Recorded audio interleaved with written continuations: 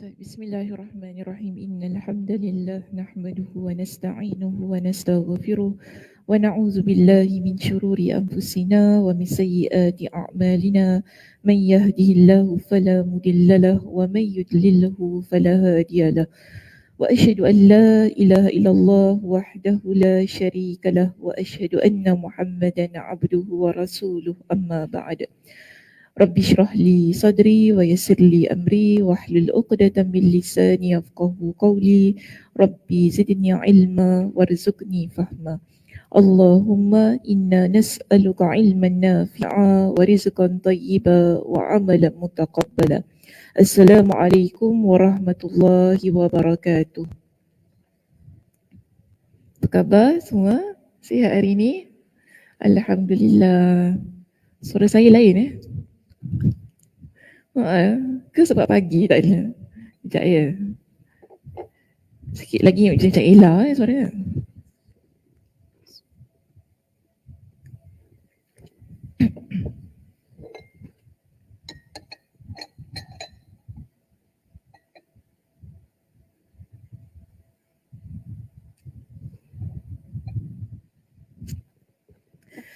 Okey, baik. Hari ini macam mana? Muka surat berapa hari ini? 408. Baik. Masih lagi ya bincangkan topik yang pertama pada bab dosa dan maksiat. Minggu lepas saya bincangkan mukaddimahnya sahaja. Mukaddimahnya pun dah 1.5 jam ya.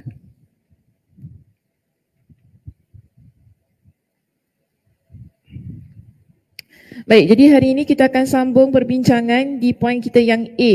Poin kita yang A bertajuk semua perbuatan maksiat saling terkait. Okay, semua dah sedia? Sudah. Yang duduk-duduk dah sedia? Sudah. Yang duduk belakang dah sedia? Angkat jari there. Ni bagus ni. Angkat dua-dua lah. Rasa gurau je. Okey, baik. Kita mulakan Bismillahirrahmanirrahim. Ketiga unsur kemaksiatan di atas saling mendukung antara satu dengan lainnya. Minggu lepas bincang maksiat apa? Ada 3, kata 3. Marah lagi, ikut nafsu, syirik. Itu 3. Ikut urutan lah. Okey, ikut urutan ni. Syirik dulu, kemudian ikut amarah, ikut rasa marah, okey. Ikut hawa nafsu. Jadi kita bincangkan 3 unsur kemaksiatan di atas saling mendukung antara satu dengan yang lain. Macam mana dia boleh berlaku saling menyokong antara satu dengan yang lain di sini? Maka dijelaskan kepada kita pertama, kemusyrikan. Kita lihat dulu tentang syirik. Kemusyrikan mendorong kepada kezaliman dan kekejian. Kita ada 3 kan?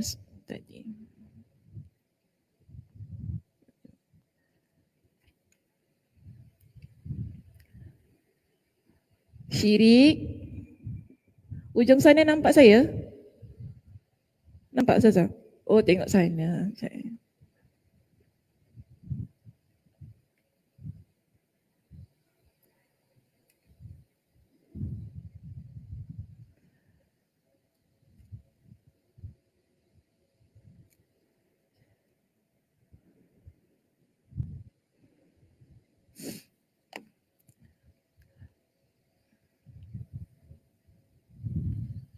syirik, zalim, keji. Okey, ada tiga. Tiga perkara ini saling berkait rapat.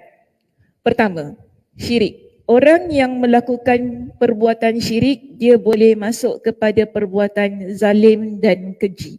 Ini maksudnya berkait rapat. Okey, mereka yang melakukan perbuatan yang syirik, dia juga boleh melakukan perbuatan zalim dan juga perbuatan keji. Maka sebab itu dalam kitab kita di sini dia jelaskan begini. Sedangkan keikhlasan dan tauhid memalingkan dari kedua keburukan itu. Syirik lawannya tauhid.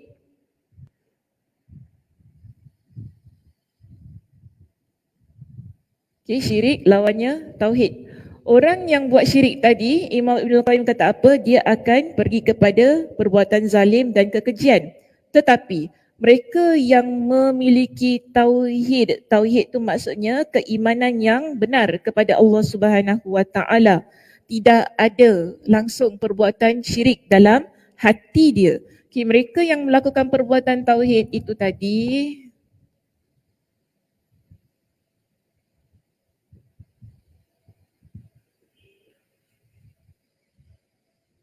Allah akan palingkan daripada kezaliman dan kekejian. Jadi dia kita panggil opposite lah ya, daripada apa yang berlaku tentang perbuatan syirik itu tadi. Maka di sini diberikan kepada kita dengan satu firman Allah Subhanahu Wa Taala untuk dijadikan sebagai contoh. Surah Yusuf ayat yang ke-24. Allah kata apa di situ? Kadzalika linasrifa anhu su'a wal fahsya innahu min ibadinal mukhlasin. Demikianlah kami palingkan siapa? Nabi Yusuf. Okay? Kami palingkan Nabi Yusuf darinya keburukan dan kekejian. Sungguh dia Yusuf termasuk hamba kami yang terpilih. Dalam bahasa Arab diletakkan al-mukhlasin. Orang yang kalau kita fahamlah dengan bahasa Melayu ni, mukhlasin ni maksudnya orang yang ikhlas. Tadi kita sebutkan mereka yang ikhlas ialah mereka yang Allah palingkan daripada kezaliman dan kekejian. Apa yang berlaku kepada Nabi Yusuf dalam kisah ini, sila rujuk pada ayat yang sebelumnya. Okey, ayat yang ke-23 dalam surah Yusuf. Nabi Yusuf alaihi salam pada waktu itu kita dapati dia digoda oleh siapa? Zulaiha tu siapa? Mak angkat dia. Mak angkat dia. Dia bukan mak tiri tau. Mak tiri lain ya. Okay. Mak angkat dia. Jadi Zulaiha ni dia berkenan sangat dengan Nabi Yusuf. Kerana ketampanan dia, kan kesegakan yang ada pada Nabi Yusuf alaihi salam. Pada ayat yang ke-23 ya, kita lihat di situ Allah Subhanahu Wa Taala menceritakan kepada kita apa yang berlaku kepada Nabi Yusuf. Itu Allah kata apa? Warawadathu allati huwa fi baitiha an nafsi. Dan wanita yang Yusuf tinggal di rumahnya, iaitu yang tadilah kata kita panggilnya sebagai Zulaiha. Wanita yang tinggal di rumahnya itu bersungguh-sungguh memujuk Yusuf, berkehendakkan dirinya. Jadi saya panggil dia Imra'ah Al-Aziz ya. Dia isteri kepada Menteri Mesir. Dia sungguh-sungguh sangat goda Yusuf ini, pujuk Nabi Yusuf ini agar bersama dengan dia. Sehingga apa dia buat? Wa ghallaqatil abwab. Sehingga dia kunci pintu bilik dia. Wa qalat haytalak. Dan dia, kita nampak di sini, dia yang merayu kepada Nabi Yusuf supaya dekat kepada dia. Dia kata apa? Hai talak, sini, kemarilah kepada aku. Tapi Nabi Yusuf alaihi salam, adakah dia menyambut? Tidak. Apa kata Nabi Yusuf? Qala ma'azallah. Aku berlindung kepada Allah. Okey? Aku berlindung kepada Allah. Qala ma'azallah. Innahu rabbi ahsana mathwai. Lalu Nabi Yusuf kata kepada Zulaikha itu, Aku berlindung kepada Allah dari perbuatan yang keji. Tadi kita kata apa? Orang yang syirik dia boleh lakukan perbuatan yang keji. Jadi di sini Nabi Yusuf dia berdoa kepada Allah. Aku berlindung kepada Allah dari perbuatan yang keji. Sesungguhnya Tuhanku telah memelihara aku dengan sebaik-baiknya. Sesungguhnya orang-orang yang zalim tidak akan berjaya. Ini kata Nabi Yusuf kepada Zulaikha. Kita lihat di sini. Sebelum Nabi Yusuf berada di rumah Zulaikha, dia jadi apa?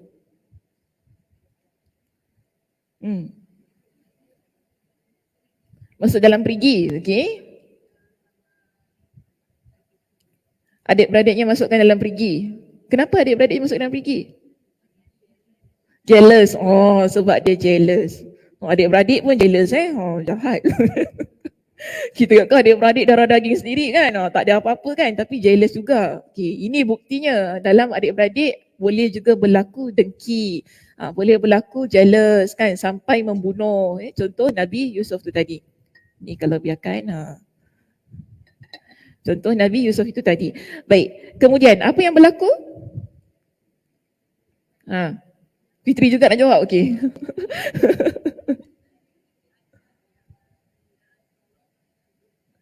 Ada orang yang ambil, ada pedagang yang datang selamatkan Nabi Yusuf daripada perigi buta itu kan. Seterusnya jual. Dia kena jual. Siapa jual siapa? Tak, salah. Adik-beradik dia jual. Bila mereka nampak ada pedagang ni datang pada perigi buta tu kan, mereka ingatkan ada air. Tarik berat tu kan, ingatkan ada air, sekali keluar budak kecil ni kan. Jadi adik-beradik Nabi Yusuf ni nampak daripada jauh. Mereka kata ini kalau si Yusuf ni kata rumah kita kat sini kan, mesti dia balik kan. Dia balik rumah bapak kita. Ni nampak dengki sangat ni sampai tak nak kasih balik kan. Ni mesti dia balikkan rumah bapak kita, tak nak nanti beritahu kat bapak kita apa kita buat. Mereka pun negotiate dengan orang yang tarik tu. Kita jual, ni hamba kita. Dia kata, ni hamba kita jual awak. Budak ni kat awak. Jadi diorang tengok, oh cantik budak ni. Dan sebab mereka ada, ahli keluarga Nabi Yusuf ni mereka ada wajah yang tampan ya. Jadi mereka tengok cantik budak ni. Kalau jual dekat pasar, ni zaman dululah ya. Kita zaman sekarang boleh jual-jual pula. Jangan. Kalau jual kat pasar ni menguntungkan macam tu kan. Jadi mereka pun beli. Mereka belilah. Harganya murah saja, tak mahal. Mereka beli, Nabi Yusuf ni bawa ke Mesir. Bila sampai ke Mesir, ini yang baru dijual di pasar. Menteri Mesir nampak dia. Bila Menteri Mesir tu nampak Nabi Yusuf ni, dia kata, budak ni cantik. Dia berkenan. Tapi yang kita yakin di sini lah, ini semua atas takdir Allah Subhanahu Wa Taala.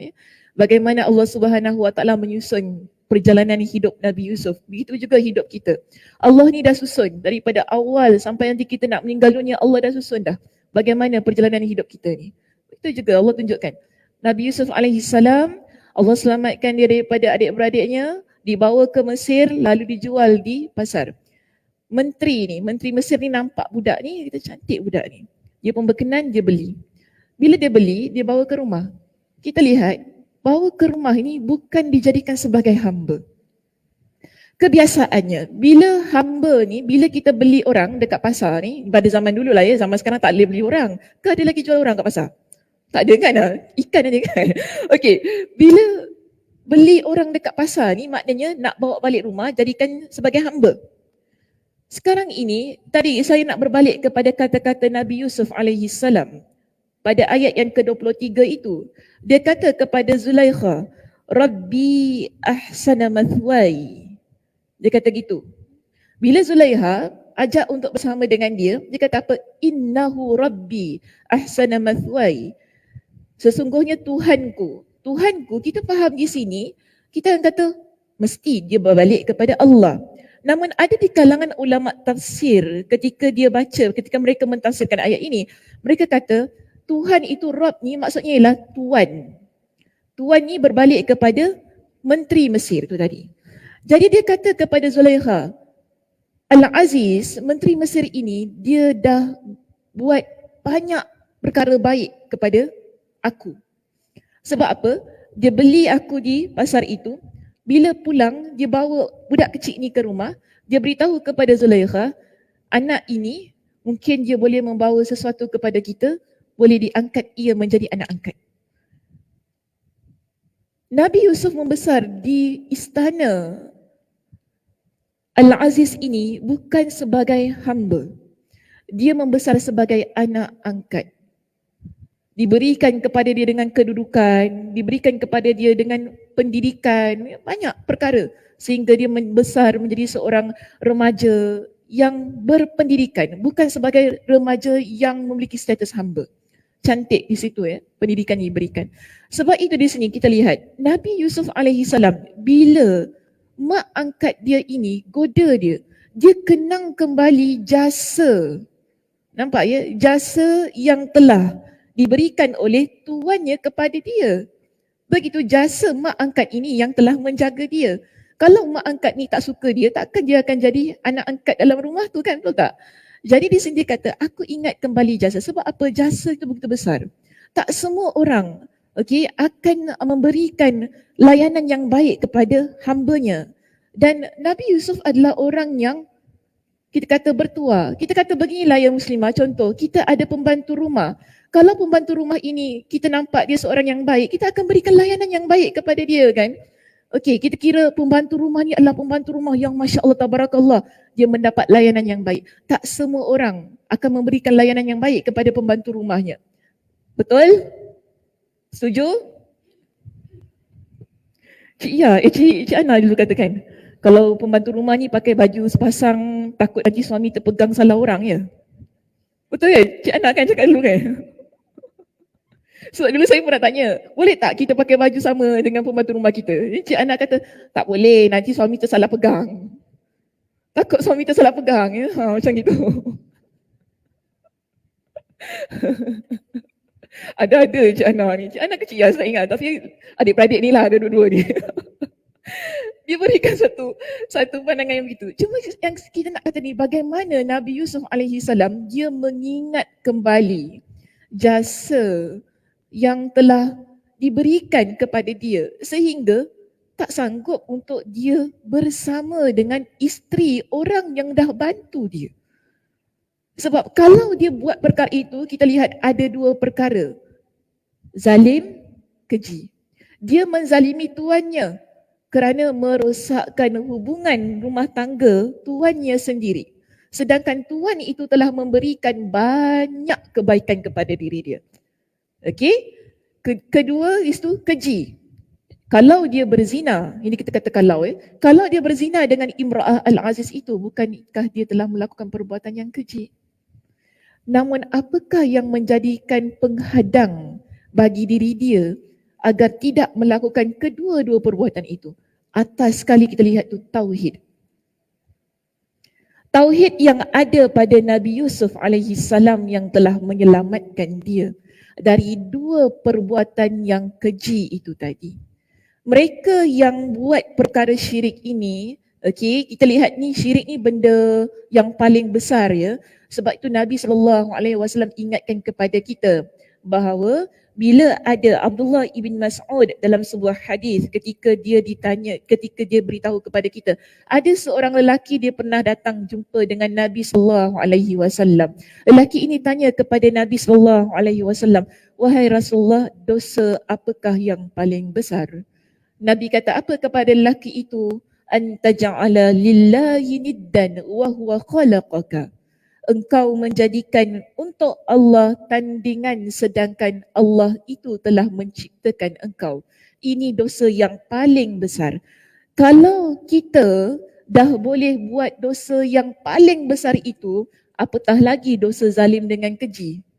Dia tak menjadi perkara yang mustahil kita boleh lakukan. Kerana yang paling besar itu kita dah buat. Sebab itu dalam hadis yang lain Nabi SAW ingatkan kepada kita, ala unabbiukum bi akbaril kabair. Dosa syirik ini kita kata dosa yang paling besar. Tapi Nabi ingatkan kepada kita, dosa syirik itu adalah dosa besar yang paling besar. Dia dah paling besar tapi dia paling besar kerana dosa besar ini ada banyak. Jadi Nabi kata, ketahuilah, aku beritahukan kepada kalian dosa besar yang paling besar. Jadi para sahabat kata kepada Nabi, Beritahukan kepada kami, wahai Rasulullah, apakah dosa besar yang paling besar?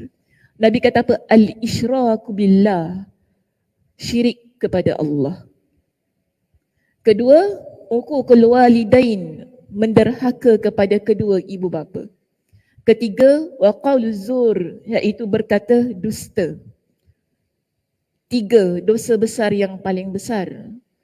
Tapi di sini kita nampak Nabi meletakkan dosa syirik itu di tempat yang pertama, bagi menunjukkan kepada kita ini adalah dosa yang tidak boleh dibuat main. Sekali kita buat perkara syirik, kita dah selesa dengan kesyirikan, ia boleh bawa kita kepada kezaliman dan kekejian, bawa kita masuk kepada dosa-dosa yang lain. Sebab itu di sini disebutkan kepada kita maksud kata as-su. Okey, maksud kata as-su dalam ayat tersebut adalah cinta yang mendalam. Allah kata kazalika linasrifa anhu su. Demikianlah kami palingkan darinya keburukan. Keburukan itu ialah perbuatan-perbuatan zalim. Yang mana kita kadang-kadang perbuatan zalim ni kita suka sangat-sangat. Sebab itu kita sanggup melakukan perbuatan yang zalim. Kita suka sesuatu perkara, kita tak dapat, kita boleh menzalimi orang lain untuk mendapatkan perkara tersebut. Ini dipanggil sebagai as-su. Okey. Kemudian dan kekejian tadi sebutkan di situ kan, wal fahsya. Kata ini dimaknai dengan perzinaan. Jadi Allah palingkan Nabi Yusuf alaihi salam daripada as-su wal fahsya, iaitu perbuatan zalim dan juga perbuatan zina. Kerana apa? Ketauhidan yang ada pada hati dia. Dia bukanlah orang yang mensyirikkan Allah Subhanahu wa taala. Sebab itu jelas kepada kita di sini bila Zulaikha ajak dia. Dia kata apa? Qala ma'adzallah. Itu dah kita kata kata-kata yang membuktikan dengan jelas betapa Nabi Yusuf alaihi salam amat menjaga tauhidnya kepada Allah. Tauhid makna kita mengesakan Allah. Seseorang yang telah mengesakan Allah, dia akan ada rasa takut kepada Allah. Kita dah banyak kali bincangkan tentang ketakwaan kepada Allah. Orang yang takut kepada Allah, dia akan berusaha untuk menghindarkan diri dia daripada pelbagai macam kemaksiatan. Inilah yang berlaku kepada Nabi Yusuf alaihi salam. Sebab itu Nabi SAW beritahu kepada kita, 7 orang yang mana mendapat naungan Allah, antaranya ialah lelaki sebagaimana Nabi Yusuf ini. Tidak ada naungan yang terbaik di hari kiamat melainkan naungan Allah Subhanahu wa taala. Di hari kiamat kita tak boleh mengharapkan naungan makhluk.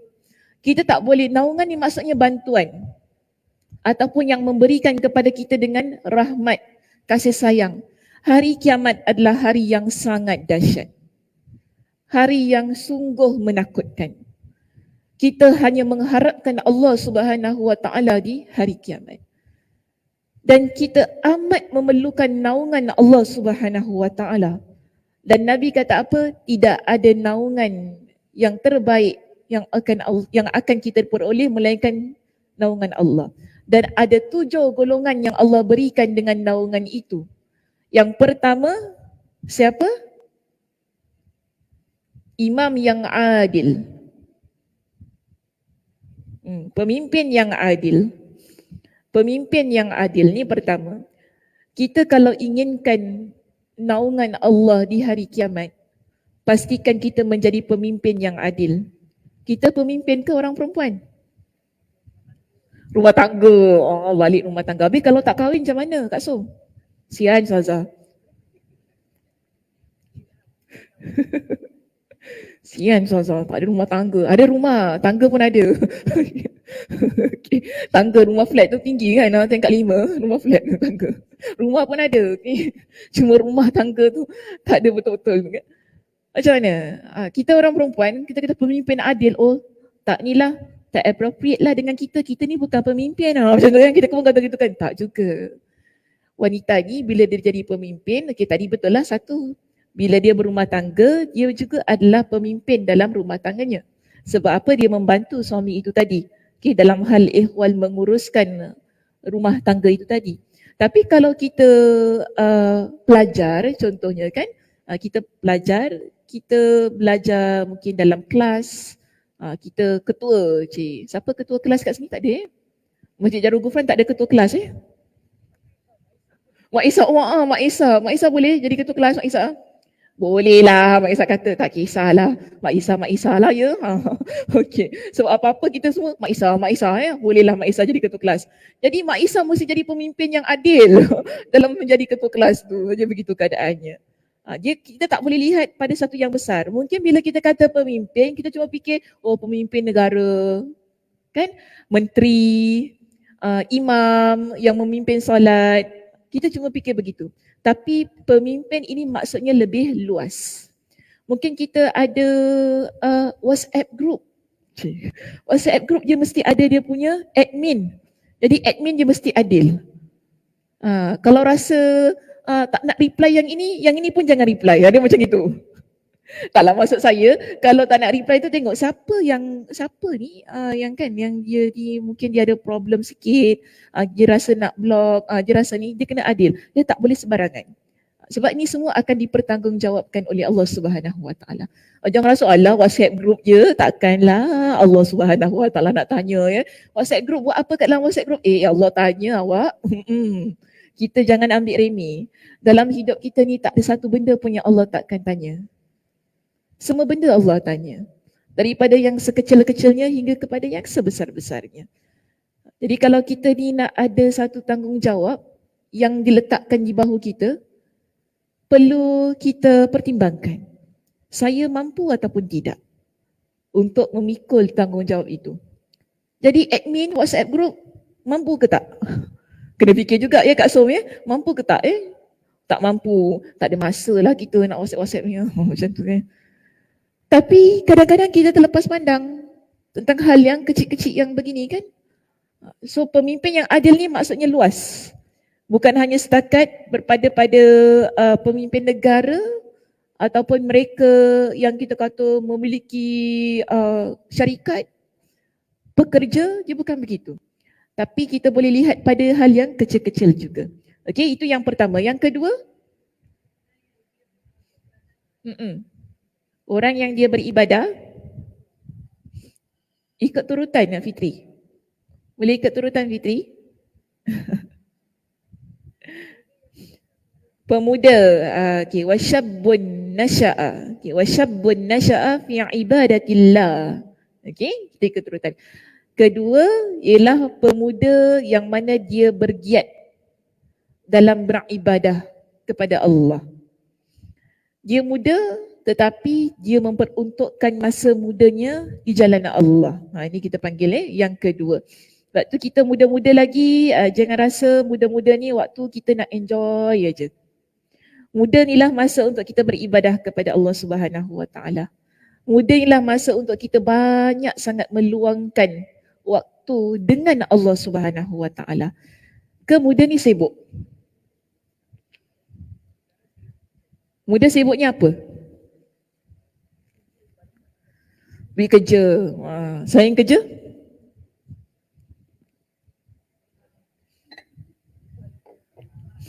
Apa dia? Kawan-kawan. Kalau dah tua tak ada kawan-kawan yang kakak? Lain apa? Kawan. Kalau dah tua tak kuasa duduk rumah je. Saya pun dah tua juga tak kuasa.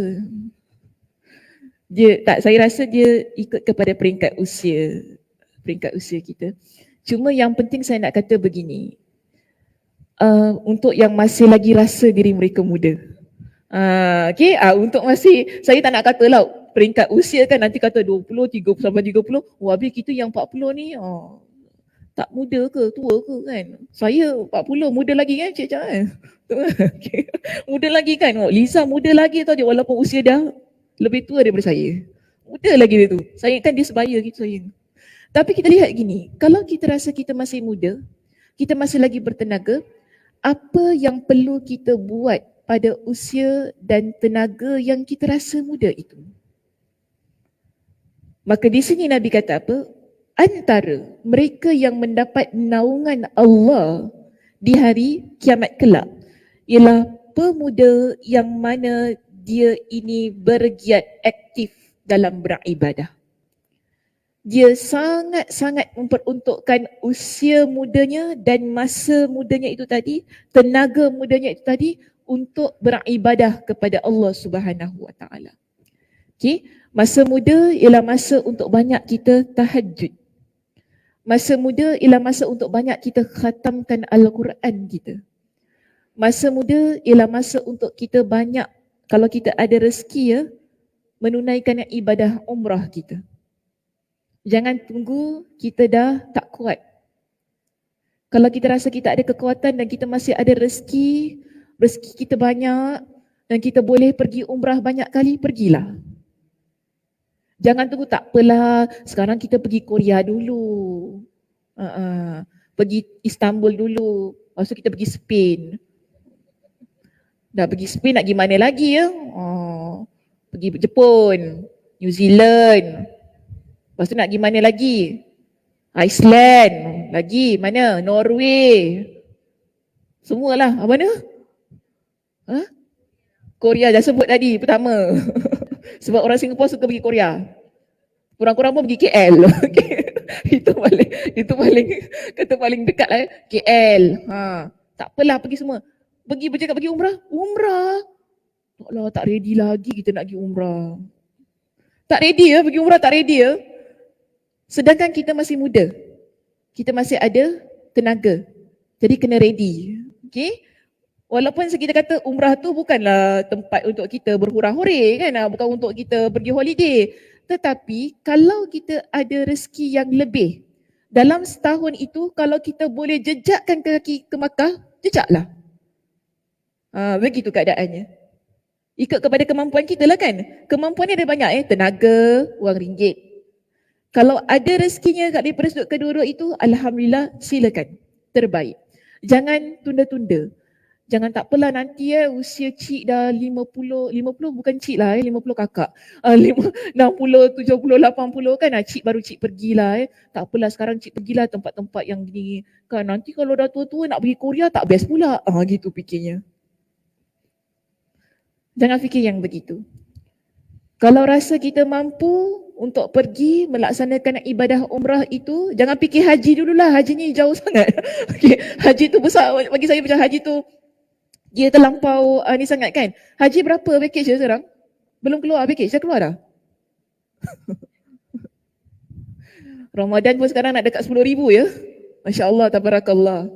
Ui, dengar kecut je Ustazah. Itu baru kita kata tak mampu, betul tak? Kalau kita dengar 10,000, 10,000 kan, macam nak beli rumah. Macam nak renovate rumah tak mahal lagi. Macam nak renovate rumah, Allah, jiwa jadi tidur kecut je. Mula-mula besar tak nak pergi umrah Ramadan. Pergi umrah Ramadan bagus ya. Dengar paket, 9,999, terus jiwa jadi kecil je. Ya Allah, tak jadilah Ustazah, tak apalah pergi KL je. Macam gitu. Itu baru kita kata tak mampu. Betul tak? Itu baru kita kata tak ada kemampuan sebab package yang besar sangat ni harganya. Tapi saya nak kata, selalu orang kata, saya nak pergi haji. Betul. Nak pergi haji bagus niatnya. Tapi kalau kita dapat mulakan dengan umrah, lebih baik. Okey? Sebab nak tunggu haji tu lambat lagi. Tak tahulah bila datang nombor tu kan. Sebab sekarang nak kena register dulu tu. Tak tahu bila datang. Kalau nama keluarlah kita punya nama kan, begitu keadaannya. Tapi tak apalah, kalau rasa ada niat tu, register je dulu nama kita. Mudah-mudahan siapa tahu waktu tu ada rezeki, dapatlah kan kita pergi. Baik. Jadi saya nak kata gini, orang yang ada kekuatan tenaga mudanya, okay? Sebab orang kata age is just a number. Kan, umur tu nombor saja Ustazah. Okey, umur saja, tak apa. So kalau kita rasa kita ada kekuatan, kita ada tenaga, peruntukkan masa kita ni untuk beribadah kepada Allah Subhanahu Wa Taala. Itu terbaik. Mudah-mudahan, kita kata, mudah-mudahan di hari kiamat kelak Allah Subhanahu Wa Taala memberikan naungannya kepada saya. Dia begitu. Kita pun sama juga. Kita kalau ada anak kita yang masih muda-muda ni, kita jangan biarkan sangat. Tak apa, muda lagi. Itu ayat kita yang biasa kita ucapkan kan. Tak apa, dia muda lagi biar dia nak enjoy. Tak nak solat, tak apalah muda lagi. Biarlah tak nak solat. Nak pergi mana, tak apa. Nak keluar dengan siapa, keluar tak apa, muda lagi. Macam mana kita tak pernah muda ya? Kita guna ayat begitu. Tak, kita muda lain. Mungkin masa kita muda, kita jahil. Maaf saya guna ayat begitu. Masa kita muda, kita tak ada kekuatan ilmu agamanya. Kita tak tahu tentang hukum hakam. Sebab tu kita jadi macam itu. Takkan kita nak biarkan anak kita jadi sama macam kita? Of course tak. Kita nak anak kita jadi lebih baik daripada kita. So kalau kita dah tahu tentang hukum hakam, jangan selalu menggunakan alasan tak apa, anak saya muda lagi. Itu bukan alasan. Itu kita yang buat alasan tersebut. Sedangkan kita tahu hukum, kita dah belajar agama, kita dah tahu dalil, kita tahu banyak perkara tentang agama ini. Dan kita tak boleh nak jadikan anak kita tu sama macam kita. Maksudnya kita tak boleh nak biarkan anak tu sama macam kita. Kalau dulu kita kata kita ni menyimpang, takkan kita nak biarkan anak kita menyimpang. Jadi kita sebagai ibu bapa, kita perlu mainkan peranan untuk menjadikan anak ini pemuda, pemudi yang dekat kepada Allah Subhanahu Wa Taala. Usaha. Okay, jangan biarkan. Biarkan itu yang menjadi masalah.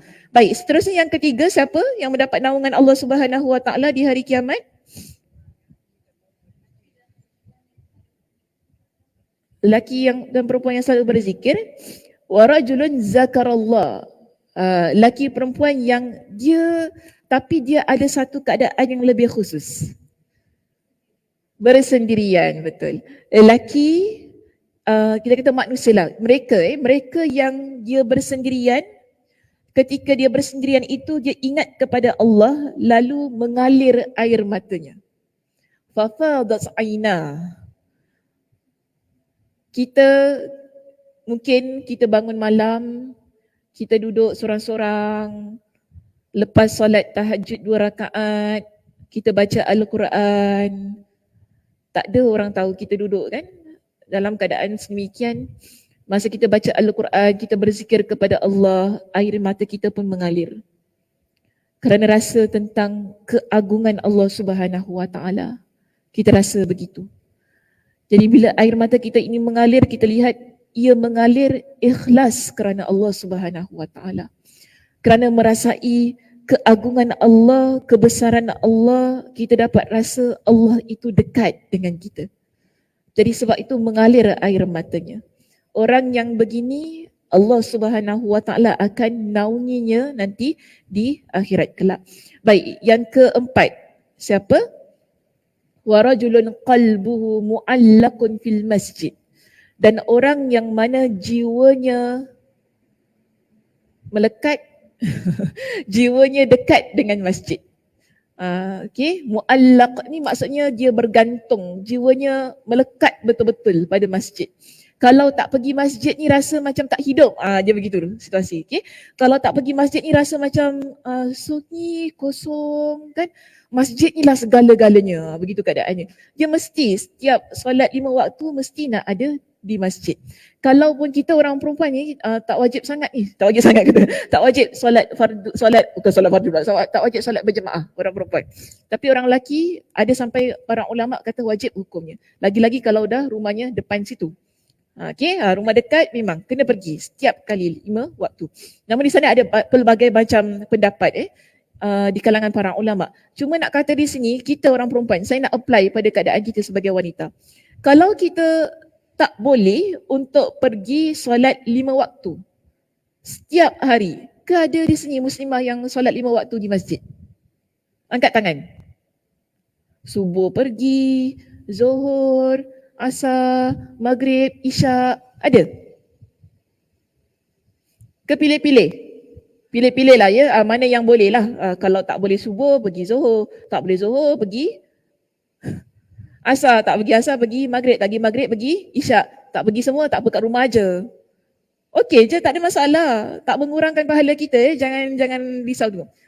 Wanita sebaik-baik solatnya di dalam rumah. Itu ada hadisnya. Nabi SAW sebutkan begitu. Jadi dia tak jadi masalah gitu, kurang ke pahala. Tak ada kurang pahala. Sama saja pahalanya. So kita lihat begini. Kalau kita ni tak mampu untuk melaksanakan solat fardu kita 5 waktu tu kan di masjid, kita orang perempuan usaha. Contoh sekarang datang kuliah, berada di masjid. jiwanya dekat dengan masjid. Jadi kalau sehari rasa tak pergi masjid untuk datang kuliah tu, rasa jiwanya macam kosong. Ada orang je begitu. Hari-hari pergi masjid ke untuk kuliah? Ke hari Rabu je? Dah senyum-senyum ni. Ke hari Rabu je pergi kuliah? Ada kan hari-hari lain kan? Semalam siapa? Ustazah Syamim. Hari Isnin Ustaz Mahfuz. Gitu kan? Kalau jam 10 itu, kita rasa kita boleh untuk memperuntukkan masa duduk dalam masjid, belajar, menghadiri kuliah, terbaik bagi saya. Kalau itulah kita mampu. Tak sebesi Masjid Darul Ghufran lah. Masjid banyak kan dekat Singapura ni. Tiba-tiba Masjid Ghufran je yang penuh, masjid lain kosong. Jangan begitu. Kalau rumah kita dekat dengan Darul Makmur, Darul Makmur, pergi Darul Makmur. Kalau dekat dengan Naim, pergi Naim. Naim, Masjid Ustazah. Okay. Dekat dengan Naim, pergi Naim. Kalau kita rasa rumah kita ni dekat dengan masjid mana lagi? Pasir Ris masjid apa? Lupa nama masjid. Masjid Istighfar kan? Rumah kita dekat dengan Masjid Istighfar, kita peruntukkan masa pergi Masjid Istighfar. Begitu keadaannya. Sehingga jiwa kita ni, kita kata melekat dengan rumah Allah. Sampai bila tak dapat datang tu kan, rasa kosong, rasa macam tak best lah hari ni, dia begitu. Maka pandai-pandailah ya, kita memperuntukkan masa. Tapi janganlah pula ya, kesian suami kat rumah, tak terlayan pula kat rumah suami tu. Tak pun saya nak pergi kuliah. Itu kadang-kadang ada juga suami-suami komplain. Isteri saya asyik pergi kuliah je. Sarapan tak siap. Kesian pakcik kat rumah. Sarapan tak siap. Ini untuk suami yang bersarapan pagi ya. Sarapan tak siap, saya pun tak kisah, kain tak lipat. Kerjanya apa? Kuliah Ustazah Sakinah je. Ya Allah. Nama kita pula dia petik. Kuliah Ustazah dia pergi. Saya pun pelik. Kuliah maghrib, kuliah isyak. Asyik baik muslimah tak ada kuliah subuh. Kalau muslimah ada kuliah subuh, dia datang juga ke? Janganlah ya, nyaya. Kita pun ingat-ingatlah ya muslimah. Kalau kita ada tanggungjawab di rumah, aturkan masa dengan baik. Okey, aturkan masa dengan baik. Jadi tahu suami ini yang perlu diutamakan, settlekan dulu suami kita. Okay, settlekan dulu suami kita ya. Yelah, kalau agak-agak suami kita ni, ada suami macam baby, saya faham. Ya, perlu dihidangkan makan, baju kena gosok. Kan tak tahulah kalau kena mandikan, kena mandikan. Ada suami macam gitu. Ketawa pula. Ya, saya tak nafikan ada suami begitu, manja kan. Nak kena mandikan, nak siapkan baju, baju kena gosok, kena pakaikan baju. Bang, baju semua dah siap kan. Sarapan kena hidang. Ada suami je begitu. Tak apa, layankan je, layankan. Jangan kata, leceh lah macam baby. Baby pun tak macam awak. Tak apalah, jangan cakap gitu. Layan je. Tak apa. Suami kita kan, pahala. Tak apa, layan saja. Dia nak macam mana tak apa, layan. Suami kita, tak apa. Yang penting dia tak sekat lah, kita belajar. Itu je kan. Yang penting banyak berkat tak sekat kita. Jadi kalau dalam keadaan yang sedemikian, settlekan dulu suaminya. Barulah nak pergi kuliah, beria-ria sangat pergi kuliah, pergilah kuliah. Belajarlah kan. Nak duduk sangat mendengar tu, tak apa, pergi. Yang utama kita utamakan. Okay? Yang perlu didahulukan, kita dahulukan. Jangan sampai terabai rumah tangga kerana semata-mata nak menjadi muslimah yang jiwanya lekat pada masjid. Okey, baik, itu yang keberapa tadi? Yang keempat. Yang kelima, warajulani tahabba fillah. Dua orang yang mana dia saling mencintai kerana Allah. Mereka ini bertemu dan berpisah kerana Allah. Dua orang inilah juga yang akan mendapat naungan Allah di akhirat kelak. Saling mencintai kerana Allah Subhanahu Wa Taala. Sebab tu saya banyak ingatkan ya, bila kita ni bersahabat, kita ada kawan, niatkan ia kerana Allah Subhanahu Wa Taala. Kerana kita berkawan ni bukan semata-mata di dunia. Tetapi bila kita berkawan, kita akan bawa jalinan ataupun ikatan persahabatan itu hingga ke syurga. Hingga ke hari kiamat tu. Nampak? Nabi SAW ingatkan kepada kita. Dua orang yang saling berkasih sayang. Di mana mereka bertemu kerana Allah. Mereka juga berpisah kerana Allah. Allah akan berikan kepada mereka dengan naungannya di hari kiamat kelak. Seterusnya, yang keberapa? Yang keenam. Yang keenam, barulah Nabi SAW sebutkan tentang kisah yang sama sebagaimana Nabi Yusuf itu tadi. Bila ada seseorang yang diajak oleh seorang wanita, wanita ini bukan wanita yang biasa-biasa, tapi wanita yang luar biasa. Nabi sebutkan di sini zatu mansabin wa jamalin. Dia ada dua kriteria pada wanita ini. Wanita yang memiliki kedudukan dan dia memiliki kecantikan. Sebab tu dia kata tadi bukan wanita yang biasa-biasa. Ada kedudukan, ada kecantikan, dia pergi kepada seorang lelaki, dia ajak lelaki ini berzina dengan dia, lelaki ini kata apa? Inni akhafullah. Sesungguhnya aku takut kepada Allah.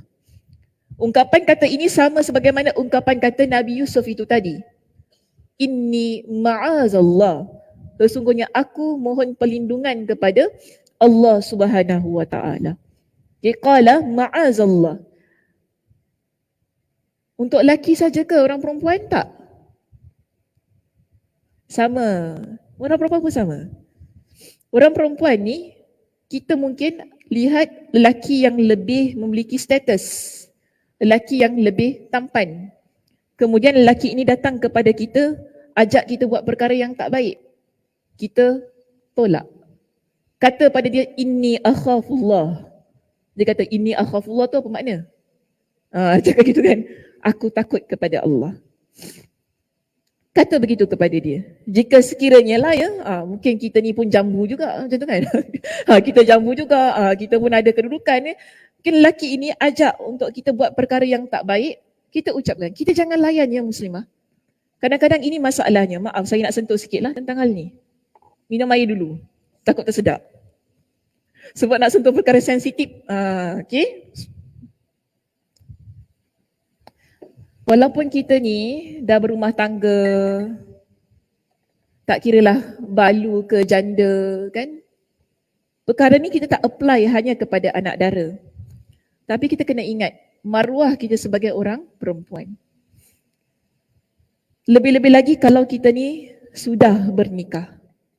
Jangan ada sebarang hubungan dengan mana-mana lelaki. Walaupun kita kata bukan kita yang salah, dia yang ajak. Itu bukan satu kita panggil alasan yang valid lah. Kan? Selalu orang Melayu kata apa? Kalau bertepuk sebelah tangan, dia tak berbunyi. Dia mesti tepuk dua-dua tangan. Baru dia bunyi. Cuba tepuk. Bunyi? Tak bunyi. Sama juga. Kalau kita layan, itu yang jadi. Okay? Kalau kita layan, kita ni dah ada suami tau. Kenapa saya sebut? Sebab banyak kes. Sehingga berlaku cerai-berai. Bukan, selalu kita kata, laki buat PL, laki lah ada perempuan. Tapi ada isteri yang ada boyfriend. Ada isteri yang ada lelaki. Ada isteri yang ada lelaki, maksudnya ada isteri yang simpan lelaki ni. Ini perkara yang tak seharusnya berlaku bagi wanita yang beriman kepada Allah. Wanita yang memiliki tauhidnya kepada Allah.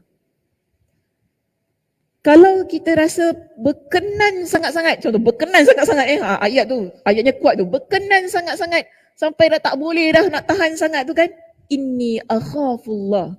Ingat itu. Kita ada Allah yang maha melihat. Mungkin kita kata buat belakang suami kita, mana suami kita tahu, kita kata gitu kan, suami kita tak tahu. Allah maha mengetahui, kena ingat itu. Itulah nanti bila dah terbongkar, barulah rasa aib, baru rasa malu. Sebab itu Allah ingatkan orang perempuan juga perlu menundukkan pandangan. Kita selalu marah orang lelaki ni lah, orang lelaki tak tundukkan pandangan. Kalau tengok perempuan bukan main lagi, gini. Tapi kita tengok lelaki macam mana? Kena muhasabah juga kita ni. Tengok orang lelaki, adakah kita ni boleh tengok orang lelaki sembarangan? Handsome-nya. Ya Allah. Macam gitu ke kita tengok orang lelaki? Tak. Kita kalau nampak orang lelaki tu handsome, tundukkan pandangan kita. Kita tak boleh kata, handsome-nya tak apalah, aku perempuan, aku boleh tengok. Lelaki tengok atas ke bawah gitu. Sado badan dia. Dia punya macam tu sekali kita. Mana letak aib ni? Malu kita. Mana letak malu ni? Saya tak kata kita ni, Allah Ustazah dah memang dia handsome, takkan tak boleh cakap handsome. Dah handsome lah. Lepas tu kan, tak tahu nak buat apa, nak peluk dia. Dah handsome, takkan kita nak peluk dia, nak puja dia, nak kata nak tengok sampai tak boleh tidur malam. Tak begitu kita. Wanita yang beriman tak begitu. Lihat apa yang berlaku kepada Zulaikha. Kenapa? Dia tak boleh jaga pandangan mata dia sampai dia tak boleh tahan nafsu dia. Kerana setiap hari dia melihat ketampanan Nabi Yusuf di hadapan dia, dalam rumah dia. Sampaikan bila ada orang kata #kecam dia, dia marah. Kan dia panggil semua wanita-wanita, "Meh, korang kecam aku, kau tengok macam mana Yusuf tu." Itu yang wanita-wanita tu terhiris jari sendiri. Kita janganlah pula kalau kawan kita kata, kau kena jaga pandang. Kau tengok, kau nanti sama-sama dengan aku. Janganlah pula kita ajak kawan kita pergi tengok. Handsome sangat lelaki tu. Ini nak kita sebutkan bagaimana kita orang perempuan menjaga maruah ini bukan hanya setakat kita kata kita ni ada rasa malu, kita jaga tu, tapi bagaimana kita menjaga pandangan mata kita. Pandangan mata kita sekarang ni susah nak jaga ya, sebab apa? Kita ni berada di dunia social media. Handphone ini menunjukkan apa yang tak sepatutnya ditunjukkan kadang-kadang. Okay? Kita tengok suami orang, maaf ya saya sebut gitu. Kita tengok suami orang, kita tengok anak orang, anak bujang orang, kita tengok artis, kita tengok selebriti, kita tengok ustaz, macam tu kan? Mata kita tak terkawal. Cakap ustaz ketawa pula.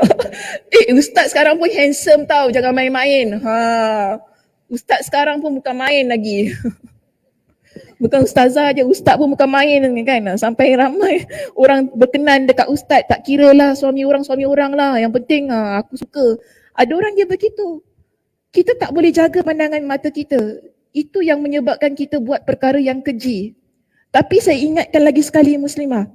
Wanita yang salihah, dia menjaga pandangan matanya. Tak kira lah lelaki tu handsome macam mana sekalipun kan. Handsome macam Nabi Yusuf, dia katakan, ustazah saya tengok dia macam Nabi Yusuf. Macam pernah nampak Nabi Yusuf, ya Allah. Ya ke? Macamlah pernah nampak Nabi Yusuf tu ya. Macam Nabi Yusuf. Siapa-siapa kalau tengok dia terlanggar tiang kalau jalan. Exaggerate sungguh. Siapa kalau jalan tu Ustazah, kalau nampak longkang pun tak perasan Ustazah, jatuh masuk dalam longkang tu. Mata. Okey, raddul basar. Ini istilahnya dalam agama kita. Menjaga pandangan. Kita kan suka kan kalau lihat lelaki yang menjaga pandangan tu tak? Lelaki ni kalau cakap ke marah. Apa ni aku cakap dengan dia ni macam cakap dengan tiang aja. Tak tengok kita tunduk. Kita marah pula, ya, tak ada eye contact kita kata. So tak ada eye contact. Cakap mesti ada eye contact, betul lah, tapi berpada-pada, kan? Jangan sampai eye contact kita tu menyebabkan hati pun terkontak. Hati pun terkontak. Sampai kita pun tak kisah kita buat perkara zalim dan perkara keji. Nampak ya? Saya relatekan balik dengan perbincangan kita. Kita tak kisah, tak apalah. Dah memang saya suka dia. Kalau rumah tangga dia runtuh pun masalah dia, bukan masalah saya. Yang penting saya dapat. Ada wanita dia begitu. Ada wanita begitu. Tak apalah, saya sanggup bermadu. Sanggup bermadu, Masya Allah, Tabarakallah. Saya tak kata bermadu ni perkara yang salah ya. Bukan saya nak kata, Sakinah tak suka madu. Bukan, madu sedap. Manis, enak dirasa.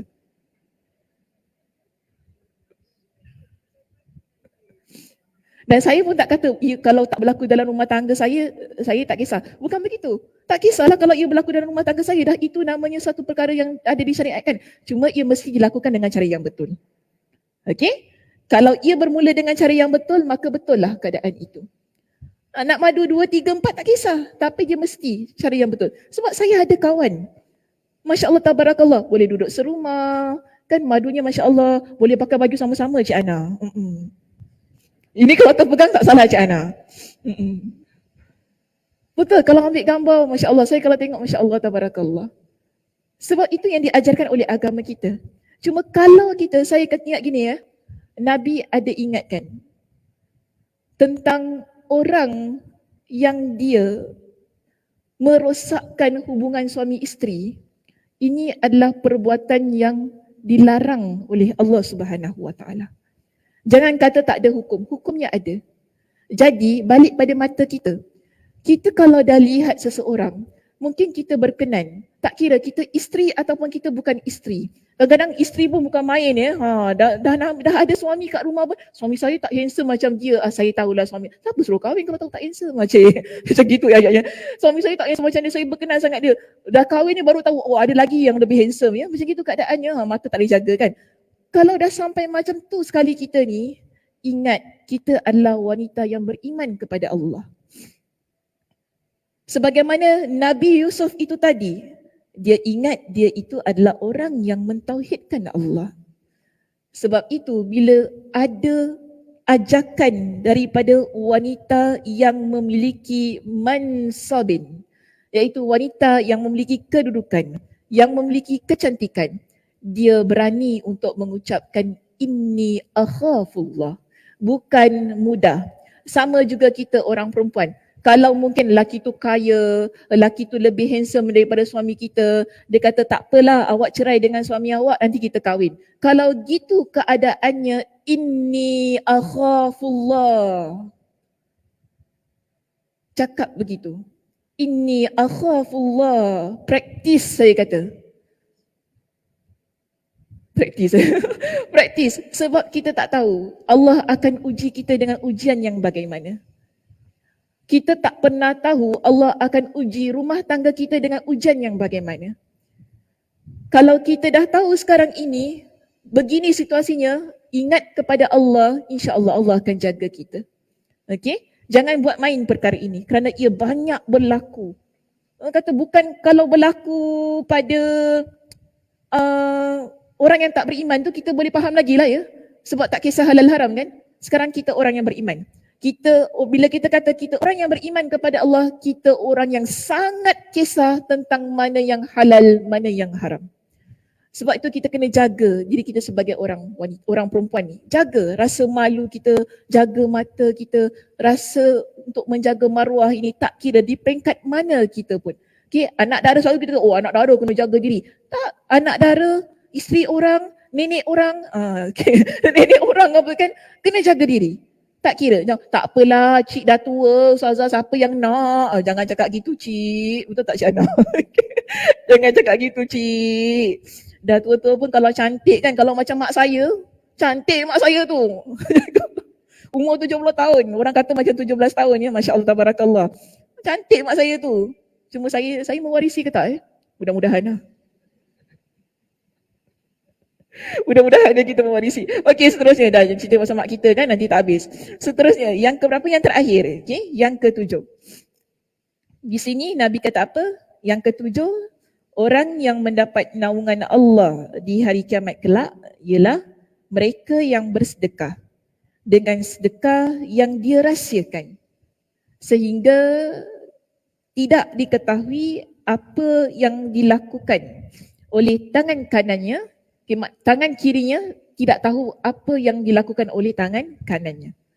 Kita bersedekah dengan tangan kanan kita, kemudian sedekah itu tidak diketahui oleh sesiapa pun sehingga tangan kiri ni pun tak tahu sedekah yang kita sumbangkan. Orang yang begini Nabi kata mereka ini akan mendapat naungan Allah di hari kiamat kelak. Okey, baik. Seterusnya kita lihat tentang kezaliman. Tadi kita bincang tentang kesyirikan kan. Selesai kita maksiat yang pertama, pergi kepada maksiat yang kedua, zalim. Okey, kezaliman. Kezaliman menghantarkan kepada kesyirikan dan perbuatan keji. Ini kita kata dia saling berkait rapat. Tadi kalau kita buat perkara syirik, kita boleh jadi orang yang melakukan kezaliman dan juga kekejian. Sama juga. Kalau kita jadi orang yang zalim, kita boleh jadi orang yang melakukan perkara yang syirik dan juga perkara yang keji di situ. Maka dia kata sebab kemusyrikan adalah kezaliman yang paling besar. Sebagaimana tauhid adalah keadilan yang paling luhur. Maka keadilan adalah pendamping tauhid dan kezaliman adalah pendamping kemusyrikan. Hal berkaitan dengan zalim ini, ia adalah sesuatu perkara yang Allah haramkan. Okay, kalau kita lihat dalam hadis yang diriwayatkan oleh Imam Muslim, Nabi SAW memberitahukan kepada kita tentang sebuah hadis qudsi di mana Allah Subhanahu wa taala berfirman, ya ibadi, Allah seru kepada para hambanya iaitu kita semua. Allah kata gini, ya ibadi, inni haramtu zulma ala nafsi. Sesungguhnya aku mengharamkan kezaliman atas diriku. Allah mengharamkan kezaliman itu ada pada Allah. Okey? Apa yang berlaku tentang musibah, tentang hal-hal yang dahsyat, itu bukan kezaliman dari Allah. Tetapi itu adalah azab Allah. Allah Maha Baik.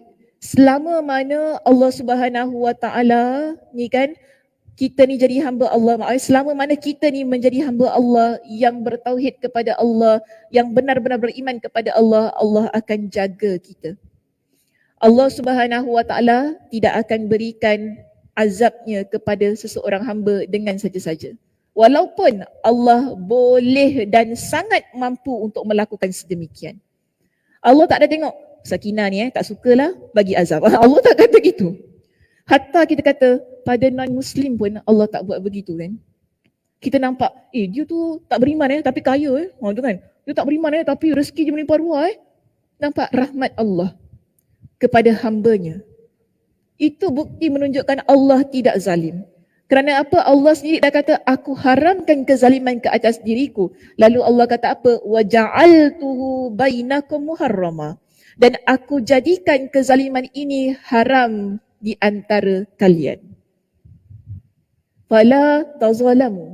Maka janganlah kalian saling menzalimi antara satu dan yang lain.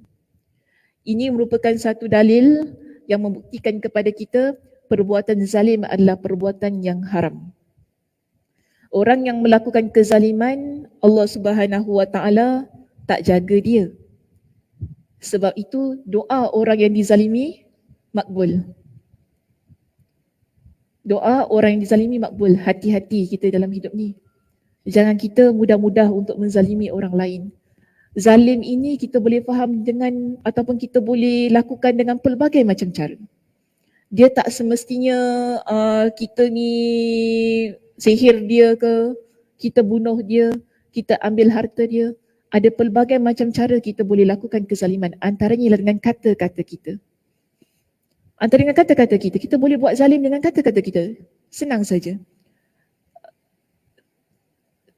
Mungkin masa kita buat tu, kita tak pernah fikir kan orang tu akan doa yang tak baik pada kita kan. Tapi kalau dia rasa diri dia dizalimi, lalu dia mendoakan perkara yang tak baik untuk diri kita, Allah Subhanahu Wa Taala akan angkat. Jadi hati-hati. Sebab ia banyak kali terjadi.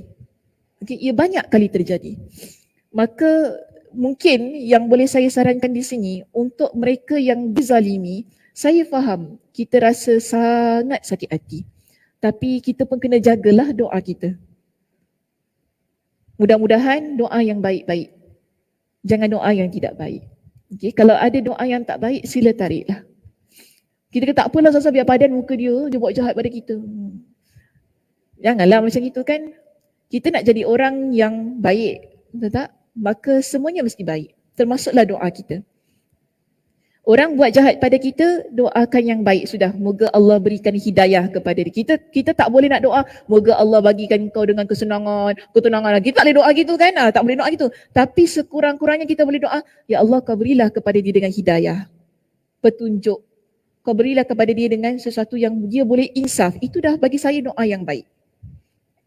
Jangan ada doa, mudah-mudahan terlingkuplah kau. Macam tu kan? Jangan doa macam tu. Ya padan muka engkau sampai air mata darah lah engkau nanti. Tu kan, boncet perut engkau makan harta aku. Tak payahlah doa makcik-makcik drama ni. Tak payah doa ayat-ayat drama, tak payah. Kau makan, kau ambil harta aku kan, aku doa biar boncet perut engkau, keluar nana nanti. Tak payah kita doa-doa macam ni, tak elok. Jaga pertuturan kita ni. Saya faham kita sakit hati. Bukan saya nak kata saya ni tak pernah, alah Ustazah tu tak pernah orang zalim dia sebab tu macam tu. Jangan cakap awak. Ramai orang zalimi saya. Kalau nak li saya break A sampai Z, tak habis. Cuma tak nak cerita je lah kan. Buat apa nak cerita? Sebab tu kita ajar orang doa yang baik-baik sudah. Okay, moga Allah Subhanahu Wa Taala berikan kepada dia hidayah, taufik hidayah supaya dia insaf, dia bertaubat, tak buat kepada orang lain, dan sudah alhamdulillah kita pun tenang hati kita. Kalau kita doa yang tak baik kan kita mesti tunggu tau, tak jadi pun. Tak boncet pun perut dia. Aku doa siang malam biar boncet perut, tak punya boncet pula. Letih je, slim je. Tak elok lah macam tu kan. Di sini yang penting ialah kita nak kata kezaliman adalah perkara yang haram. Allah haramkan ke atas hamba-hambanya, Allah haramkan ke atasnya dan Allah haramkan ke atas hamba-hambanya. Sebab tu Allah kata apa? Fala tazalamu. Janganlah kalian menzalimi antara satu dan yang lain. Dan Nabi SAW ingatkan kepada kita dalam hadis yang diriwayatkan oleh Imam Muslim tentang kezaliman. Nabi SAW kata apa? Ittaquz zulma. Berhati-hatilah kalian dengan kezaliman. Maknanya jangan buat perkara yang zalim. Fa inna zulma zulumat yaumal qiyamah. Sesungguhnya kezaliman itu ialah kegelapan pada hari kiamat. Orang yang melakukan perbuatan zalim dia tak selamat di hari kiamat. Sebab itu Nabi kata apa? Orang yang melakukan perbuatan zalim dia akan merasai kegelapan pada hari kiamat. Oleh sebab itu kita lihat kembali dalam kitab kita di sini. Oleh sebab itu Allah Subhanahu Wa Taala menyandingkan masing-masing dari keduanya, iaitu pertama yakni tauhid dan adil. Orang yang beriman kepada Allah, Allah sebutkan bahawa dia adalah orang yang adil. Contoh dalam surah Ali Imran ayat yang ke-18 itu Allah kata syahidallahu annahu la ilaha illallah. Ini kalimat tauhid. Baik, mana satu tentang keadilan? Illa la ilaha illahu wal malaikatu wa ulul ilmi qa'iman bil qist. Demikian pula para malaikat dan orang yang berilmu yang menegakkan keadilan. Mereka yang bertauhid kepada Allah, mereka akan menegakkan keadilan. Menegakkan keadilan bermakna mereka tidak menzalimi orang lain. Kita lihat ya, Allah letakkan kedua-dua perkataan itu. Sebaliknya, kalau orang yang zalim, bagaimana? Allah sandingkan, maknanya Allah gabungkan ungkapan kata zalim ini dengan kesyirikan. Sebagaimana ayat yang ke-13 dalam surah Luqman. Dalam surah Luqman, Allah Subhanahu Wa Taala berfirman, inna syirka la zulmun azimun. Sesungguhnya mempersekutukan Allah, iaitu mereka yang tidak bertauhid kepada Allah, adalah benar-benar kezaliman yang besar. Mereka yang melakukan perbuatan syirik, mereka telah melakukan perbuatan zalim yang paling besar. Kenapa? Ini soalan. Kenapa? Orang yang buat syirik, Allah kata dia telah melakukan kezaliman yang paling besar.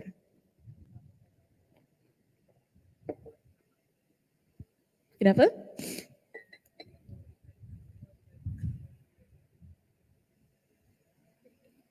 Macam mana tu? Dia akan buat something yang tak dengar lah Kak Sum, kena bangun ya. Kita malas nak bangun je. Apa dia? Okay, sebab tu dia kita kata dia buat perkara yang zalim. Macam mana kita nak relate perbuatan syirik dengan kezaliman? Syirik itu zalim, zalim itu syirik. Macam mana nak relate? Orang yang syirik, kita kata dia buat kezaliman yang besar. Dia minta selain Allah. Satu, orang yang syirik ni dia menzalimi diri dia sendiri. Kenapa dia menzalimi diri dia sendiri? Sebab Allah dah berikan hidayah kepada dia. Allah Subhanahu Wa Taala dah berikan kepada dia jalan untuk masuk ke dalam syurga. Nampak ya? Tapi bila dia melakukan perbuatan yang mensyirikkan Allah, dia mengeluarkan diri daripada jalan itu, dia sendiri yang masukkan dia ke dalam api neraka. Itu kita kata kezaliman pada diri sendiri. Orang yang buat syirik, dia juga boleh menzalimi orang lain. Bagaimana? Macam mana Cik Jah? Macam mana tak tahu? Orang yang buat syirik tu tadi kan, bukan saja dia menzalimi diri dia, tapi dia menzalimi orang lain. Macam mana? Dia jumpa bomoh juga. Dia ajak orang lain ikut dia. Okay, satu, itu boleh. Dia ajak orang lain supaya ikut dia, sama-sama syirik. Bolehlah tadi Kak So ambil jumpa bomoh. Jomlah kita pergi jumpa bomoh Sakinah. Dia bagus tau. Tengok gambar dia dah tahu anak kau macam mana. Dia bagus. Kau tengok, kau tunjuk je gambar kau dekat ni, gambar anak kau dekat dia. Dia tahulah jodoh ada ke tak ada jodoh. Ada. Nampak dia mengajak orang lain kepada perbuatan syirik. Okey? Dia ajak orang lain supaya menggunakan hal-hal yang berbaur dengan kesyirikan itu. Ataupun kita kata orang yang mensyirikkan Allah ini, dia tak kisah dah orang mati kena santau ke apa, dia tak kisah. Kan dia tak kisah, ada aku kisah. Kan? Kau mati ke, santau ke, perut kau pecah ke apa, ada aku kisah, aku tak kisah. Orang yang macam itu, dia boleh buat perkara-perkara yang begini. Sebab itu kita kata dia melakukan kezaliman. Ini yang Allah Subhanahu Wa Taala tegaskan itu tadi kan dalam surah Luqman ayat yang ke-13. Okey, baik. Seterusnya yang terakhir sekali di situ ya, kekejian. Kekejian mengajak kepada kemusyrikan dan kezaliman. Dia masuk, dia balikkan balik tadi kan. First tadi kita lihat macam ni Muslimah. Syirik bawa kepada zalim dan keji. Okey? Zalim bawa kepada syirik dan keji. Keji bawa kita kepada zalim dan syirik. Ini dipanggil sebagai keterkaitan antara ketiga-tiga perkara ini. Okay? So kita tak nak jadi orang yang mensyirikkan Allah kerana kita tak nak jadi orang yang zalim dan juga jadi orang yang keji. Sama juga, kalaulah kita kata kita ni dah beriman dah Ustazah, saya seorang muslimah yang beriman kepada Allah, asyhadu alla ilaha illallah, siap je mengucap kan. Okeylah awak tak buat perkara syirik, tapi ada tak buat perkara zalim? Hati-hati. Kalau kita buat perkara zalim, kita kemungkinan besar boleh pergi kepada perkara syirik dan boleh pergi untuk melakukan perbuatan keji. Mungkin kita, saya tak syirik, saya tak zalim, cuma saya keji je. Saya tak keji, saya mulia. Cuma saya buat perbuatan keji tu kan. Baik, habis nak biarkan? Tak boleh biarkan. Bertaubat kepada Allah Subhanahu Wa Taala. Kalau kita dah jadi orang yang selesa buat perkara keji ni ya muslimah, kita kemungkinan besar boleh pergi kepada perbuatan syirik dan perbuatan zalim. Ini dipanggil sebagai keterkaitan antara satu dan yang lain. Sebab itu yang terakhir ini juga menunjukkan kepada kita, kekejian itu dia mengajak kepada kemusyrikan dan kezaliman. Apalagi jika keinginan untuk berbuat keji itu sangat kuat, pelakunya tidak segan melakukan kezaliman atau menggunakan perantara sihir dan syaitan yang menyebabkan kemusyrikan. Oleh kerana itu Allah Subhanahu Wa Taala menyandingkan perbuatan zina. Zina ni perbuatan keji itu maksudnya, dan kemusyrikan dalam firman-Nya, Az-zani la yankihu illa zaniatan aw musyrikah. Penzina, lelaki yang berzina tidak boleh menikah kecuali dengan wanita yang berzina atau dengan wanita yang musyrik. Dan wanita yang berzina tidak menikahi kecuali lelaki yang berzina dan lelaki yang musyrik. Dan yang demikian itu diharamkan bagi orang yang beriman. Di sini kita lihat Allah gandingkan zaniyah, musyrikah. Satu, perbuatan keji. Yang satu ialah perbuatan syirik. Allah gandingkan begitu untuk menunjukkan kepada kita gandingannya adalah gandingan yang mantap. Bila seseorang dia dah terjebak dalam perbuatan-perbuatan yang keji, syaitan boleh mengarahkan dia untuk melakukan perbuatan syirik. Sebagaimana contoh tu tadi kan dia berikan, kata apa? Pelakunya tidak segan melakukan kezaliman atau menggunakan perantara sihir dan syaitan yang menyebabkan kemusyrikan. Dia akan minta pertolongan jin dan syaitan untuk merealisasikan perbuatan keji dia. Okey. Keji ni tadi daripada awal kita faham ia sebagai satu bentuk yang membabitkan hubungan zina tu. Rasa suka. Pada awalnya kita sebut keji tu apa? Nafsu syahwat yang menghasilkan perbuatan keji kan. Bila kita terlampau mengikut kepada nafsu syahwat kita itu tadi, Saya bagi satu perkara. Contoh, kita terlampau suka sangat dengan seseorang. Kita tak dapat dia. Kita boleh buat perkara keji? Boleh.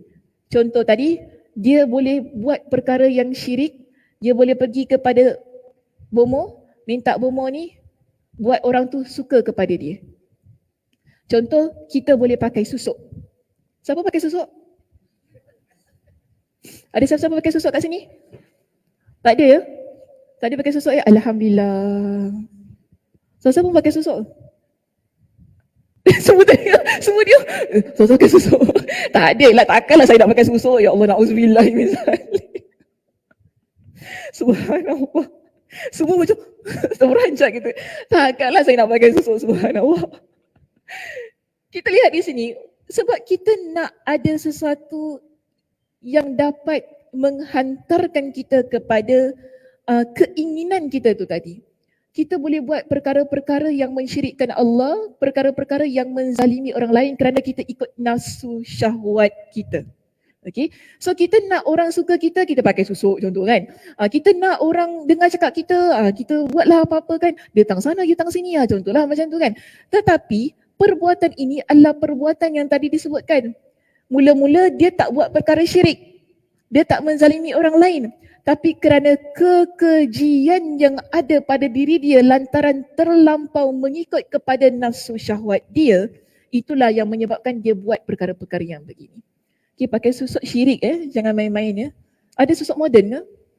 Tak ada susuk moden ya? Kok ada orang invent susuk moden Saza? Tak ada ya? Ada? Botox, botox lain. Dia kalau tak melibatkan jampi serapah dia okey saja, walaupun dia tak okey. Okey, botox tu tak okey sebenarnya. Tapi maksud saya dia tidak ada kena-mengena dengan syirik. Okey, tak ada kena-mengena dengan hal-hal yang membabitkan akidah kita lah. Kan? Tapi dia merosakkan tubuh badan kita. Okey, so bezanya begitu. Cuma di sini nak katanya, Nabi SAW ada ingatkan kepada kita, innar ruqa wat tamaim wat tiwala syirkun. Sesungguhnya ruqa ni maksudnya jampi serapah. Jampi serapah tu maksudnya bukan jampi ruqyah syar'iyah tu bukan, tapi jampi serapah ni lah jampi yang kita seru. Hari tu apa Liza seru? Mambang tanah. Hai mambang tanah, mambang air, mambang ini maknanya jampi serapah. Mambang penjaga gunung, mambang yang jaga Masjid Darul Ghufran. Contohlah kan. So kita pun menyerulah kepada mambang-mambang ini panggil sebagai jampi serapah. Nabi kata apa? Innar ruqa wat tamaim. Tamaim maksudnya tangkal. Okay, tangkal-tangkal wat tiwala. Tiwala syirkun. 3 perkara ni adalah syirik. Tiwala tu maknanya apa? Tiwala ialah salah satu bentuk sihir yang kita buat untuk buat suami kita suka kepada kita. Apa nasi apa? Nasi kangkang Nasi kangkang. Saya takut saya selalu nasi kingkang, nasi kangkang kan. Mudah-mudahan tak ada lah ya orang, tapi kita nak cakap tak ada pun susah juga. Sebab benda-benda begini dia akan ada sampai hari kiamat. Sebab tu kita belajar. Bila kita belajar kita akan jauhi. Terdesak macam mana pun kita akan jauhi perkara-perkara begini. Itu yang ada yang pakai susuk kan, nak buat suami sayang. Tak ada Zaza ni untuk suami saya, sayang saya itu je. Bukan untuk orang lain. Tak ada, tak boleh kita. Sebab apa? Kita percaya kepada kekuasaan sihir itu. Jadi ini perkara syirik. Ia perbuatan yang keji. Kan pakai minyak senyonyong ke apa kan. Ni semua benda-benda ni hati-hati ya. Jangan cakap tak ada. Semua ini kalau pergi dekat Carousel dia ada jual. Online. You just transfer the money. Then I send your gift. Kenapa Kak Siti gini? Okay, benda ni jangan kata, tak ada lah, kita dah 2023 Ustazah, ya Allah, Ghufran pun dah tinggi, tak duduk container lagi, takkanlah orang nak main-main gini. Ada Muslimah, sebab tu saya beritahu. Okay, kita beritahu begini. Semua online dah sekarang. Okay, ada orang dia pun bomo pun online, ada IG, ada Facebook kan. So kita, kalau dia ada IG, ada Facebook, mesti dia ada Carousel, dia nak jual barang-barang dia. Dia jual minyak senyonyongnya, bulu perindu lah apa kan. Saya pernah tengok lah, saya tengok bukan saya nak beli. Kita tengok sebab kita belajar. Belajar tu maksudnya kita nak tahu macam mana, bagaimana sampai ke tahap mana syirik ini yang boleh bawa kepada kekejian dan kezaliman ini, dia sudah berada pada zaman moden ini. Jadi kita nampak, kita moden, syirik pun jadi moden. Takkanlah syirik tu masih lagi nak berasap-asap kat depan kan, asap-asap gini-gini, tak ada. Kita tak pergi rumah dia pun boleh saja. Kita cuma hantar duit pengeras kepada dia. Dia akan hantarlah. Nak apa? Smart pad? Nak guna registered mail? DHL Express? Semua ada. Beritahu je. Dia akan hantar benda tu. Jadi kena hati-hati. Dan yang paling menyedihkannya Muslimah tentang kekejian ini, bila saya baca ada testimoni yang memberikan tentang kemujaraban minyak tu. Sedih saya baca. Sedih baca tu sebab apa? Kita lihat mereka orang yang beriman kepada Allah. Tapi mereka menggunakan jalan ini untuk merealisasikan nafsu syahwat mereka. Sampai kata Alhamdulillah, Alhamdulillah minyak yang ni kan mujarab semua kan. Memang kawan saya tu dengar dia cakap saya. Hati-hati. Kita kadang-kadang satu sebab tu saya ingatkan, satu berhati-hati dengan siapa kita berkawan. Kedua, kalau kita nampak kawan kita ni dah mula main-main macam ni kan, jangan dekat-dekat lah. Jangan dekat orang macam ni. Sebab dia ni kadang-kadang berkawan ni ada niat. Dia hati-hati kita. Dan kadang-kadang kita tak tahu kawan kita tu perangai macam mana. Rupa-rupanya kaki bomoh kau. Macam itu kan. Rupa-rupanya kaki bomoh. Tak tahu pula. Kita sepanjang pengalaman saya berdakwah ni Muslimah, saya kata ada makcik pakai tudung labu. Main bomoh tau. Kita nak kata macam mana? Kita kata kalau kita dalam fikir, oh mesti orang tu tak pakai free hair, tak pakai tudung kan. Orang-orang pergi dangdut. Main-main. Tak. Penampilan kita tak boleh tertipu dengan penampilan seseorang. Okay, sebab tu belajar banyak-banyak. Okay, duduk kelas belajar, dengar tentang akidah, belajar tentang tauhid bagi menjaga keimanan kita.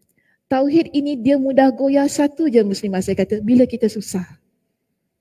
Ya, keimanan kita kepada Allah dia mudah goyah bila Allah uji kita dengan kesusahan.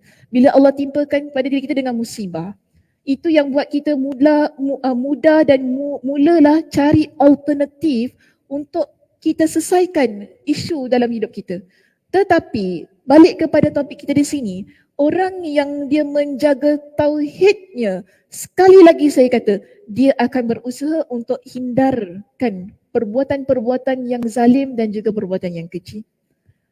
Tak ada rasanya ataupun tak ada maknanya. Okay, nak cari jalan penyelesaian, pergi jumpa bomoh sakinah tu, tak ada maknanya. Tiba-tiba betul-betul ada bomoh sakinah. Tak ada bomoh sakinah. Tiba-tiba dia betul-betul tak ada. Itu semua tak ada dalam pemikiran dia. Okay, bukan jalan keluarnya untuk berlaku zalim. Kalaupun kita kata dia tak pergi buat perkara yang syirik, mungkin dia akan buat perkara yang zalim. Perkara zalim ni ada banyak cara. Dengki, okay, dia mengainkan orang lain, ataupun dia akan buat perkara-perkara yang menyebab orang itu jatuh. Tanpa jumpa bomoh pun orang boleh buat perkara zalim. Tapi yang menjadikan kita Muslimah yang benar-benar hatinya bersih ni ya, bila tauhid kita bersih. Maksudnya tauhid itu keesaan kepada Allah mantap dalam hati kita ini. Percaya kepada Allah. Buruk, baik, semuanya adalah daripada Allah Subhanahu Wa Taala. Kita tak kata bahawa buruk itu adalah sesuatu yang kerana Allah tak sayang kita. Bukan begitu. Itu salah kefahamannya jika kita berkata sedemikian. Apa pun yang terjadi dalam kehidupan kita ni kan, cuba kita hashtag throwback balik hidup kita. Sejak kita Allah lahirkan, masa kita kecil, kita masuk sekolah kan, mungkin ada orang yang tak berapa nak sekolah sangat ya. Saya faham tu kan. Tak berapa sekolah. Kita flashback balik. Sepanjang saya hidup ini dalam keadaan menjadi seorang Muslimah yang beriman kepada Allah, bagaimana tauhid saya kepada Allah?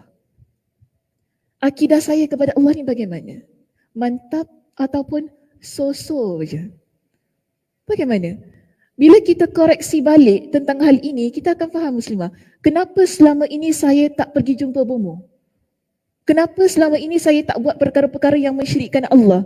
Alhamdulillah, bermakna mantap keimanannya. Walaupun kita kata saya ni tak berapa nak solat sangat, saya tak berapa nak mempraktikkan sangat agama saya. Tapi kalau bagi saya, kalau dah dapat jaga akidah tu dah alhamdulillah. Kerana la ilaha illallah itulah yang menjadi kunci pembuka syurga. Kita jahat macam mana sekalipun. Okey? Kita jahat macam mana sekalipun, kalaupun saya kata Allah masukkan kita dalam api neraka, tetap orang yang ada la ilaha illallah itu dia akan masuk dalam syurga Allah. Itu sesuatu yang pasti. Sebab tu kalau kita rasa alhamdulillah saya ni bertauhid kepada Allah, alhamdulillah. Koreksi lagi diri kita, koreksi lagi hati kita, koreksi lagi amalan kita. Semuanya kerana Allah Subhanahu Wa Taala. Okey muslimah, itu sahaja perbincangan kita pada pagi ini. Mudah-mudahan Allah Subhanahu Wa Taala memberkati pertemuan kita pada pagi ini. Mudah-mudahan Allah Subhanahu Wa Taala memberikan kepada kita dengan kefahaman. Allah Subhanahu Wa Taala berikan kepada kita dengan kesihatan, ya, agar kita dapat bertemu pada minggu hadapan. Minggu hadapan kelas saya tetap on, ya. Ada. Jangan cuti raya Cina. Cuti raya Cina sampai hari Selasa saja. Okey. Hari Rabu kuliah Ustazah masih lagi ada. Okay, jangan. Sebab orang tanya nanti, Ustazah Rabu cuti tak? Raya. Nak cuti raya juga ya? Alah, macam raya Aidilfitri pula. Okey, dah boleh balik.